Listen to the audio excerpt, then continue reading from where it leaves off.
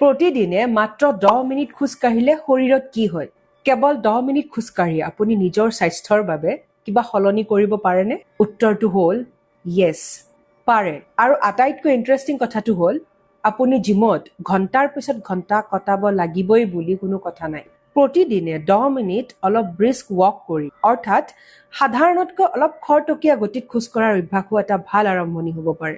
প্ৰথমতে খোজ কঢ়াৰ সময়ত আপোনাৰ হাৰ্ট ৰেট অলপ বৃদ্ধি পায়, যাৰ ফলত হৃদযন্ত্ৰ আৰু কাৰ্ডিঅ'ভেস্কুলাৰ চিষ্টেমে কাম কৰে। দ্বিতীয়তে, নিয়মিত ফিজিকেল এক্টিভিটিয়ে ব্লাড ছুগাৰ কণ্ট্ৰল আৰু ইনচুলিন চেনচিটিভিটিত সহায় কৰে। আৰু তৃতীয়তে, খোজ কঢ়া কেৱল শৰীৰৰ বাবেই নহয়, মনটোৰ বাবেও ভাল। ফিজিকেল এক্টিভিটিয়ে ষ্ট্ৰেছ আৰু এংজাইটি কমোৱাত সহায় কৰে। ইয়াৰ লগতে আপোনাৰ মুড ইম্প্ৰুভ কৰে, মানে আপোনাৰ মনৰ অৱস্থাক উন্নত কৰে। আৰু এটা কথা মনত ৰাখিব, এই যে 10 মিনিট, এয়া কিন্তু কম সময় নহয়।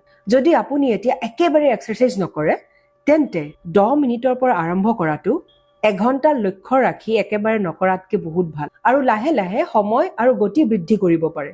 গতিকে কাইলৈৰ পৰা এটা সৰু চেলেঞ্জ লওক, 10 মিনিট, কোনো এক্সকিউজ নাই।